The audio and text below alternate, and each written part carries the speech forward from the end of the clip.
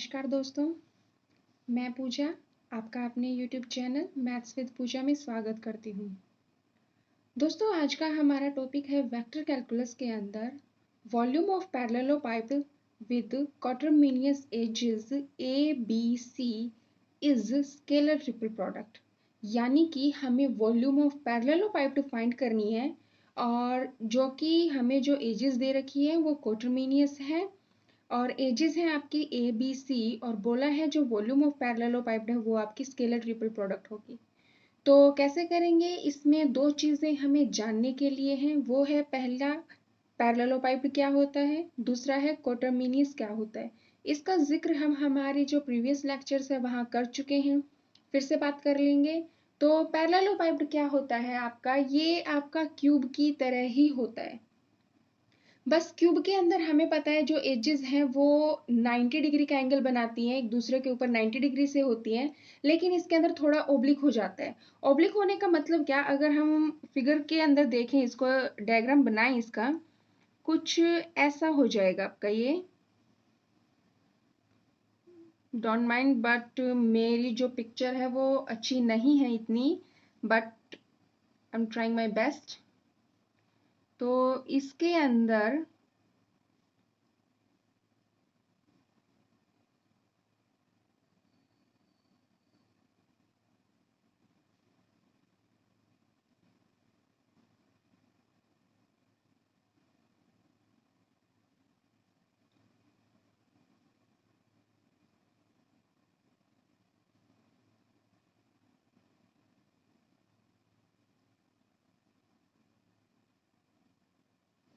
ये आपका ए point consider कर लेते हैं हम।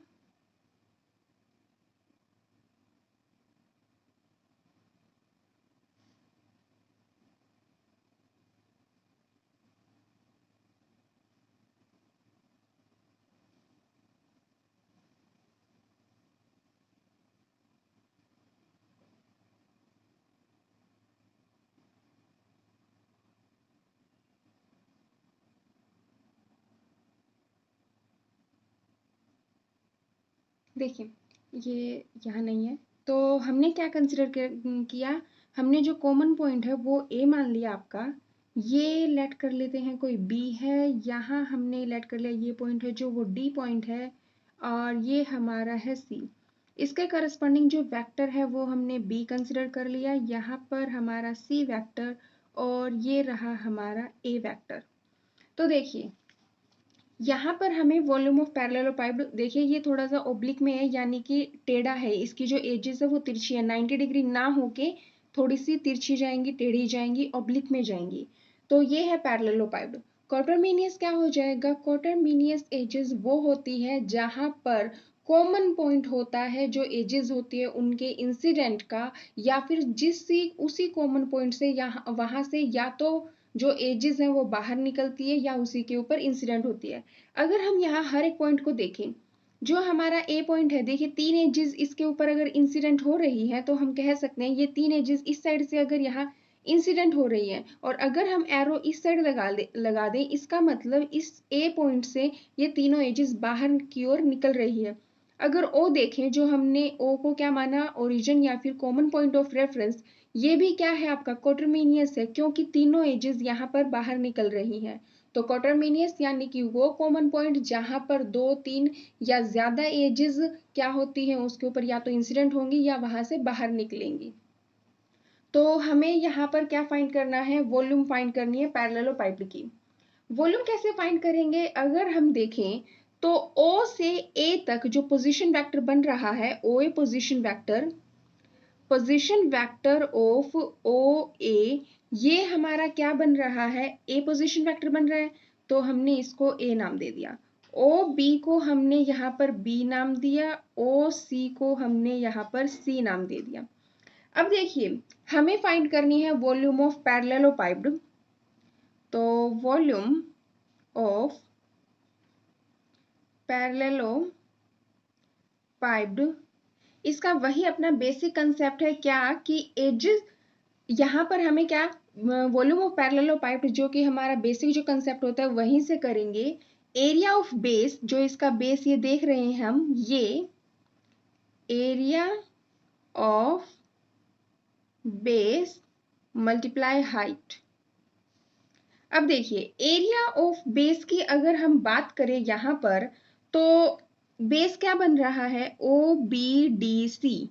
एरिया ऑफ बेस क्या है आपका, ओ बी डी सी। और ये ओ बी डी सी को अगर ध्यान से देखें तो क्या बन रहा है हमारा, एक पैरेललोग्राम। तो हम क्या कह सकते हैं यहाँ से, ओ बी डी सी आपका जो ये बेस बन रहा है ये आपका पैरेललोग्राम है। तो हम क्या बोल सकते हैं कि area of parallelogram, area of parallelogram O B D C multiply height, ये बोल सकते हैं।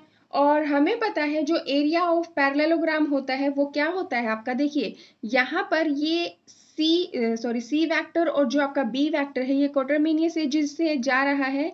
तो इसका मतलब एरिया ऑफ पैरेललोग्राम क्या होता है, बी क्रॉस सी का मोड। तो ये क्या हो जाएगा, बी क्रॉस सी का मोड मल्टीप्लाई हाइट। अब हमें यहाँ पर हाइट फाइंड करनी है। अब ये जो बी और सी थे कोटरमिनियस एजेस थे, इसलिए इसका एरिया ये आ गया। अब हमें क्या फाइंड करनी है, हाइट फाइंड करनी है।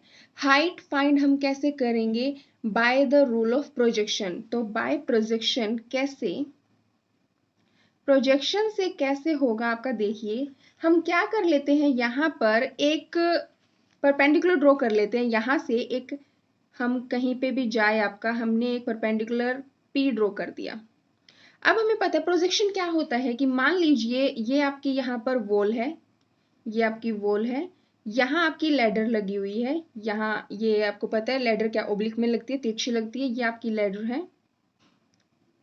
और जो लैडर है अगर आप सामने से यहाँ पर लाइट डालेंगे तो इसकी परछाई जो है, इसकी जो शेडो है वो कहाँ बनेगी, इस वॉल के ऊपर बनेगी। और जो वॉल होती है, वॉल के ऊपर जो शेडो बनी है वही किसकी हाइट में बनेगी, उसी की हाइट में बनेगी जो कि आपकी लैडर है। तो यही क्या होता है, प्रोजेक्शन होता है। तो सेम यहाँ से ये एपी है, इसका प्रोजेक्ट। अब हमें पता है देखिए बी और सी, जो बी क्रॉस सी बना है, बी और सी इनकी जब क्रॉस प्रोडक्ट करेंगे, दो वेक्टर्स की क्रॉस प्रोडक्ट जो आती है वो कहाँ आती है, उनके परपेंडिकुलर। दैट मीन्स ये और ये इनकी क्रॉस प्रोडक्ट इसके परपेंडिकुलर, यानी कि ये वाला वेक्टर बनेगा। तो ये वेक्टर क्या है आपका, ये बना आपका बी क्रॉस सी। ये बी क्रॉस सी की वैल्यू है। हम जब यहाँ से लाइट डालेंगे यानी कि ए का प्रोजेक्शन हम फाइंड करेंगे। क्या फाइंड करेंगे, हम प्रोजेक्शन फाइंड करेंगे। तो एपी, एपी जो है ये क्या है, आपकी हाइट है। और यही क्या है आपकी projection of A, projection of A on B cross C, किसके ऊपर फाइंड करना है, इसी के ऊपर फाइंड करना है। और किस हाइट में जाएगा, वो इसी हाइट में तो जाएगा। हमने इसको नाम कोई एम दे दिया। अब प्रोजेक्शन जा रहा है, इसका मतलब ओ एम और ए पी दोनों क्या होंगे, आपके इक्वल होंगे। तो ओ एम इक्वल्स होगा आपका ए पी के। अब अगर हम बात करें प्रोजेक्शन कैसे फाइंड करते हैं, ये तो हमारा हो गया। एपी क्या होता है, प्रोजेक्शन है किसका, ए का, किसके ऊपर, बी क्रॉस सी के ऊपर। और बी क्रॉस सी क्या है आपकी, ये हाइट है आपकी जो कि आपने ओ एम नाम दिया है। अब हमें प्रोजेक्शन फाइंड करना है। प्रोजेक्शन का फॉर्मूला क्या होता है आपका, प्रोजेक्शन का फॉर्मूला हमें पता है, A dot B cross C divide by mod या फिर magnitude of B cross C. ये हो गया हमारा। अब हमें जो फॉर्मूला हमने जो फाइंड किया था उसके अंदर पुट कर देते हैं। क्या था, volume of parallelopiped equals to B cross C multiply height. Height यानी कि एपी, हाइट क्या है हमारी, एपी। और एपी क्या था, प्रोजेक्शन था किसका, ए वेक्टर का, किसके ऊपर, बी क्रॉस सी के ऊपर। बी क्रॉस सी क्या था आपका, ओ एम था। तो चलिए क्या हो जाएगी, volume of parallelopiped equals to, ये रहा आपका B cross C, B cross C multiply height, height यानी कि एपी, ये रही आपकी एपी। जब सारी वैल्यूज पुट करेंगे यहां से तो क्या मिलेगा, scalar triple product divide by magnitude of B cross C. B cross C से बी क्रॉस सी आपका कैंसिल आउट हो जाएगा, हमारे पास बचेगा ए डॉट बी क्रॉस सी। और हम इसको क्या लिख सकते हैं, हम इसको कुछ ऐसा भी लिख सकते हैं, ये हम कर चुके हैं। तो यही हमें फाइंड करनी थी वॉल्यूम ऑफ पैरेललोपाइड।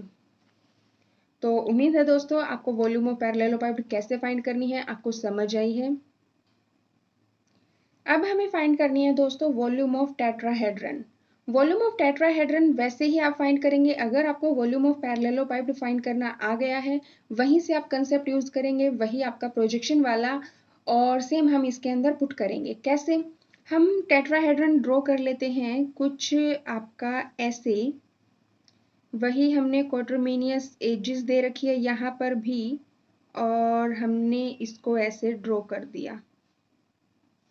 इसको कोई हम नाम दे देते हैं ए, ये आपका कॉमन पॉइंट बी, ये सॉरी ओ, ये आपका बी, हमने इसको सी नाम दे दिया। ये वेक्टर ए जो कि पोजीशन वेक्टर बनेगा ओ से बी तक का जो वेक्टर है पोजीशन वेक्टर वो बी, ये रहा आपका सी।